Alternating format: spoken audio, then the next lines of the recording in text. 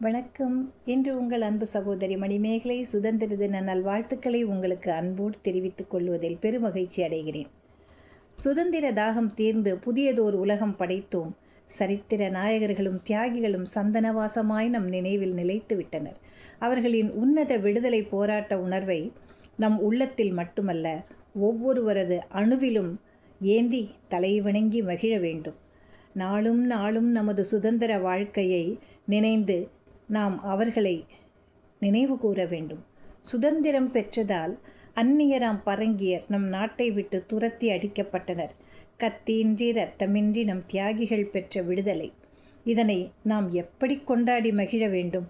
தேசிய கொடி ஏற்றி இனிப்புகளை வழங்கி நம் சட்டையில் கொடி சின்னம் குத்தி மகிழ்வது மட்டுமா நம் முன்னோர் நமக்கு பெற்றுத்தந்த சுதந்திரம்? என்று தனியும் எங்கள் சுதந்திர தாகம், என்று மடியும் இந்த அடிமையின் மோகம் என்று அன்றே பாடிய பாரதியின் வரிகளை சற்றே நினைத்து பாருங்கள். இன்றைய இளைஞர்கள், அரசியல்வாதிகள், மக்கள் அனைவரும் கொண்டாடும் சுதந்திரம், தனி ஒருவனுக்கு உணவில்லை எனில் ஜகத்தினை அழித்திடுவோம் என மனம் பொங்கி பாடிய பாரதியின் கனவினை சரியாக்கியதா இன்று வரை? பணநாயக அரசியலில் ஜனநாயகம் தூங்குவதால் உணவில்லா மக்கள் பாடு அப்படியேதான் உள்ளது.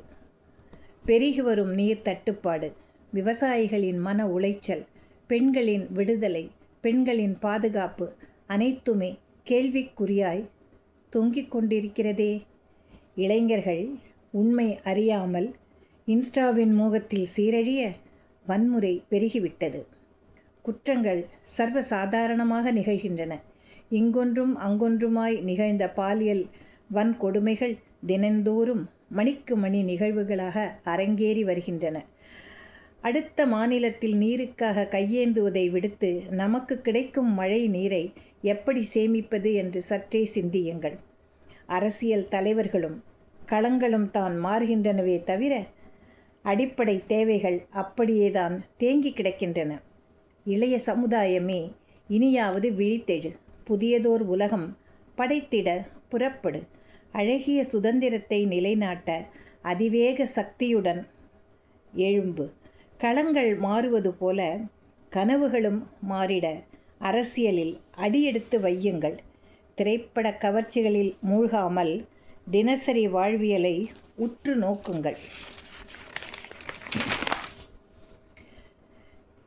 திரைப்படங்களை பொழுதுபோக்காக மட்டுமே பாருங்கள். உண்மையான வாழ்க்கை அது அல்ல என்பதை உணருங்கள். இப்படை தோற்கின் எப்படை வெல்லும் என புதிய உத்வேகத்தோடு களமிறங்கி புதிய திட்ட வரைவுகளை தாருங்கள். விஞ்ஞானம் வளர்ந்துவிட்டது, தொழில்நுட்பம் பெருகிவிட்டது என மார்த்தட்டி பெருமிதம் கொள்ளாமல் அதை பயனுள்ள வழிகளுக்கு பயன்படுத்துங்கள். உங்களின் ஒவ்வொரு நேர்மறை ஆற்றலும் மானுடம் மறிக்காமல் செழித்திட பயன்படட்டும்.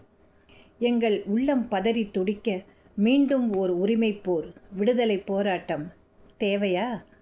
நாட்டின் மண்வளம் காத்திடுங்கள். விவசாயம் செழித்து பெருக விஞ்ஞான அறிவினை ஒருங்கிணையுங்கள். மாதர் தம்மை இழிவு செய்யும் மடமையை கொளுத்தி பொசுக்கிட மனமுவந்து வாருங்கள்.